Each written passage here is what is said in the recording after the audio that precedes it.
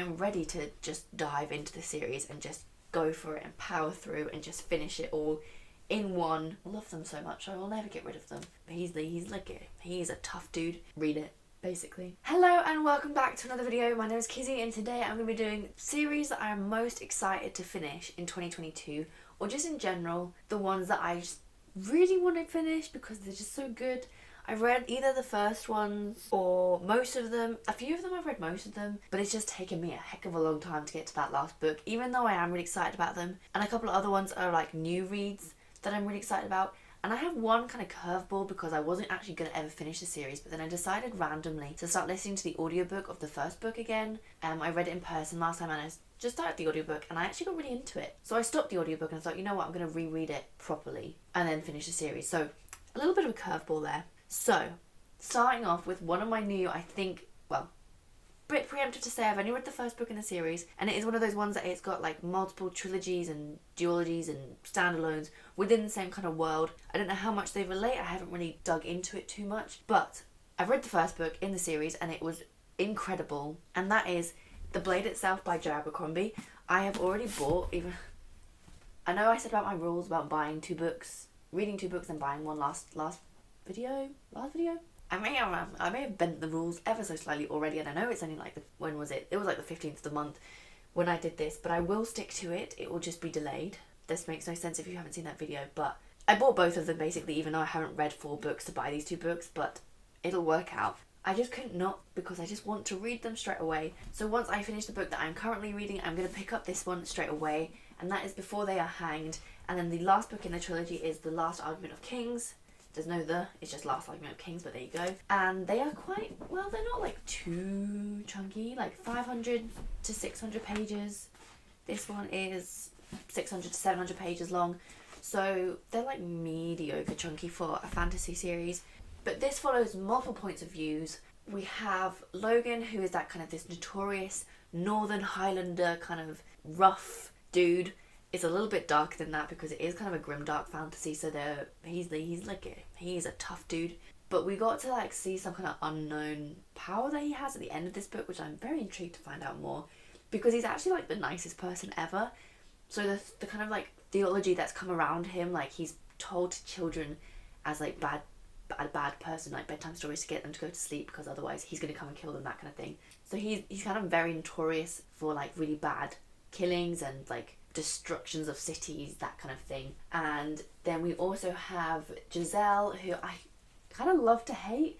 Like he's this pompous, rich kind of thinks the world owes him everything just because he is who he is. And like there was a full like 2-page moment in there where he was just looking at himself in the mirror thinking that he was incredible and that he was just the most handsome person ever. But he's kind of a wuss and he's quite funny. I quite like him. Like I feel like I should really be annoyed by him and really hate him, but I kind of like him.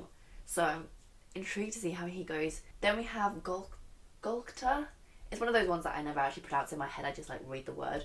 He was like one of these heroes in the past, but in a war he was kidnapped and brutally tortured, and so he kind of is crippled now. He walks with a severe limp. He has lots of problems and pains, and he's kind of, he's been through a lot, and it reflects in his kind of view of the world. So he's kind of a bit evil, a bit crooked.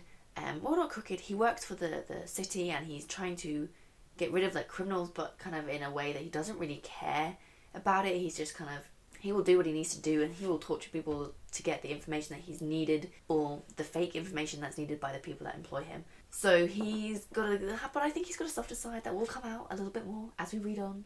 So I'm intrigued. There are kind of our main points of views, and it's just so good. There's like a weird magic system, and like I don't really know this was a very good kind of grounding book, and I'm excited to see how the world develops because there's a lot of unknown things going on and the way the system works and everything. So I want to just know more about the world and the characters. It's just incredible. If you haven't picked this up, it's just one that you need to read if you're a fantasy lover. Joe Abercrombie is incredible. So the next one that I have is, let's go for an oldie, because I have been saying that I need to finish the series for such a long time. It was one of the original fantasies that I ever read. It is kind of a crossover between YA and adult, because it's nice now see it in the adult section, but when I read it, it was in the YA section. I would still classify it as a YA fantasy, maybe new adult. as that's a genre now. But that is the Embryonic Ashes series. I've only got the last 3 books here because I was rereading them in order to read this last book. I didn't get very far. I think I finished the 2nd book, A Torch Against the Night, and then I still need to read A Reaper at the Gates again and A Sky Beyond the Storm because I haven't read this one and I just need to know the ending. But I took a little bit break between my rereads because I'm not much of a rereader. I found that I love listening on audiobooks of books I've already read, and that's kind of how I'm refreshing my memory of a lot of books that I've don't want to forget. But to actually reread, like sit down and concentrate on a book, I'm not so great at doing that because my mind wanders a little bit more. And for audiobooks it's great for that because I can't concentrate as much on audiobooks, so if I'm reading a new book on audiobook, it doesn't really work as well. So it's a good little balance I've found. So maybe see if I can find this on Scrib because that's what I'm using at the moment, and see if it's on there. If not, I'll try and read it because it is like a YA, and I've just got these beautiful Illuminate editions. They're just, I love them so much. I will never get rid of them. But I do need to finish this series because I haven't finished it, and I waited so long for this to come out. I think too long. I waited so long that it kind of like I didn't really get round to. I forgot most of it. And I just need to know the answers. I need to know the ending. And I need to know if this is one of my all-time favourite series of all time because I can't give it that place in my world unless I finished it. So, if you don't know what an Ember in the Ashes is, I should probably say it. It's kind of like Imperial Roman-inspired fantasy. We have Leia, I don't know if I'm pronouncing that right, and Elias, 2 points of views. And we also, I think, have Helene, sorry. Oh, so bad at remembering names. From the 2nd book onwards, I think, as a point of view. And Elias is this imperial soldier where they're called masks, and they go through this rigorous training system, and they kind of are taking over or kind of conquering Leia's people, and her family are brutally murdered by these masks, and they're part of the rebel group, and so they obviously were killed, and her brother is kidnapped and taken to a prison that they have. And to try and get her brother back and to kind of appeal to the rebels that she's trying to get on her side and help her get her brother back, she infiltrates the compound where all these masks are trained, and there happens also to be a competition going on to find like the next imperial head mask person, and Elias is taking part of that, and he should be a baddie but he kind of doesn't agree with what they're doing, so he's got a lot of conflicting views. Helene is his best friend, but she is kind of also like torn between the imperial kind of justice system that she's been trained to follow and everything, and her friendship with Elias. So there's lots of conflicting, there's a little bit of romance, and it's just a very good series. There's this evil like djinn in there as well, so read it basically. So the next book is one that I'm not going to spend much time on it because I talk about this way too much on the channel anyway, but it has to be in this list because it just has to be.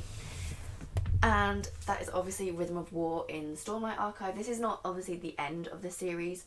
This is the 4th book in, I think, like a 10-book series it's going to be. But I've been reading other books within the world in order to read this so that there aren't spoilers for those ones. It's all a bit complicated. But I'm so excited to finish this. Like, I'm so excited. I'm like literally, it makes my stomach do butterflies thinking about finishing this book and reading this book and getting into this book. Even though it is, I almost swore there. Even though it is freaking massive at 1,219 pages long, I don't care. I am going to love every single moment of it, and I don't think it will take me that long to read. Like, I will just be addicted to this. I know I'm going to be glued to this for forever. Not forever, until I finish it. I'm just excited to get to it. Stormlight Archive is an amazing series. The Cosmere is an amazing series. Brandon Sanderson is an amazing author. I don't know how you wouldn't like him. I know people sometimes don't. I recommended him to one of my friends and they didn't like him, but I just love him, so I'm excited. The next series is one that I am desperately trying to catch up. There was like a massive readathon going on YouTube about it, and I was late to the party, very late to the party. I think they're miles down the road. But that is the Robin Hobb Elderling World series, and this is the 2nd book. There is Assassin's Apprentice, which I don't know where that is, to be fair. The 2nd book is Royal Assassin, and then we have Assassin's Quest. This is the first trilogy within, again, a series or a world where there are multiple trilogies that follow different characters, and also I think the same characters, they kind of loop around a little bit. I'm excited to get round to this one. I wasn't the hugest fan of the middle book, but I think that is because I partially read it on audiobook, partially in physical format, and again, that's not a good mix for me. I know it, so I don't know why I did it. But I don't listen to new books on audiobook very well. Like, I dip in and out of listening to them. So unless I know the storyline well, or at least I'm familiar with it, then I'm not going to connect to that book very well on audiobook. So I don't know why I did that, but I did. I'm going to read this one in physical form, finish this trilogy, and then hopefully start the next trilogy, because I'm excited to find out what happens to Fitz. So this follows Fitz, who is the bastard child of the king waiting to the kingdom that we are in. He is not kind of discovered to be about until he's a couple years old. And then when he does, his father, who is embarrassed, I suppose, or kind of ashamed of the fact that he's born a bastard child, abdicates from the throne and leaves the kingdom. So by the time Fitz gets there, he never actually meets his father. He's already left. So Fitz is in this very kind of unique position as a royal blood, but one that is not kind of recognised officially by the throne. So he can go places where royalty can, but also kind of go under the radar a little bit. So they decide to train him up as an assassin. And he starts from a very young age, but he also has this secret skill that is frowned upon by a lot, where he can communicate and kind of become one with animals. And it's not a skill that people like. They think it's dirty and kind of unhuman-like, so he has to kind of keep that under the radar. There's another magic skill which is praised, and that is skilling, where you kind of can do the same thing, but it's with other humans, and you can converse kind of like through the mind and become like see through them. It's a bit more complicated than that and takes a while to be explained. It's a little bit of a slow fantasy, I'd say, but very incredibly detailed. And I'm hoping that we'll finally find out about the red ships. I feel like that needs to be just, I just need to know about that now. But I don't know if we will be. I want to see how this goes, and I hope things that are wrapped up in this that I want them to be. Did that make any sense? Probably not, but I'm going to go with it. So the last one I have is my little kind of like twisty one, where I was not expecting it to be on this list, but it is on this list because I'm excited to reread the first one and retry and finish the series, and that is Dark Shades of Magic by V.E. Schwab. As I said a few videos ago when I talked about my wrap-up for The Invisible Life of Addie LaRue, I haven't historically got on with V.E. Schwab. This was my first book and I wasn't blown away by it. Don't remember much about it. I think I kind of came out of it feeling a bit meh, because I'd anticipated it so much, like I'd hyped up in my head a lot. Then I read another one, I think like Vicious, didn't like that one either, so I kind of was like, you know what, she's just not for me. But then I read The Invisible Life of Addie LaRue and I quite liked it. So I listened to this on audiobook, just the first couple of chapters, and you know what? I quite enjoyed it. I was intrigued. I liked the writing. I liked the characters a little bit more than I remember liking them. So I would like to dive back into this series and see how it goes. The first one's not very long, not even 400 pages. Oh, it's just on 400 pages. So I don't think it should take me too long. Like, it's not that big of an investment for me to kind of try it again. So I am going to try it again.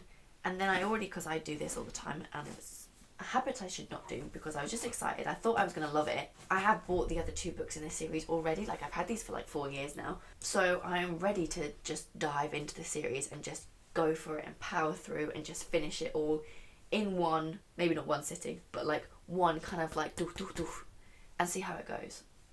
This follows a very interesting story, or an interesting concept of parallel Londons. We have Red London, Black London and White London, I think. I could be wrong with those colours. And there's one London that kind of is like not around anymore, and we follow this dude who can actually go between the Londons. He's very rare, like not many people can do that. And we also follow this girl who is like on her own, independent. She burnt a ship in the first like chapter. I can't remember much else about her. Oh, Black London's the one that they don't speak of. There's Red London, White London, and Grey London. Grey London is like our London because it's like just drab and there's no magic and it's just boring, which, you know, they're not wrong. I'm intrigued to read it again and actually know what this is about, because as I said, I can't remember anything about it. And then we'll get to see, because a lot of people love this series, so I really want to be one of those people that love it. So we'll see if we get there, and we'll give it a go. So those are the 5 series that I'm super excited to read in 2022, and I will hopefully get to them very soon. Like, they're all very high up on my TBR pile that I have kind of like this mental long huge list of books that I want to get to. They're all quite high up, so hopefully I will get to them in the next few months, and I will let you know how it goes, obviously in wrap-ups and reviews, and we'll see what's going on. Thank you again for watching. If you did like this video, please subscribe. If you would like to see more, please comment down below to let me know that you're here, and I will see you in another video very soon.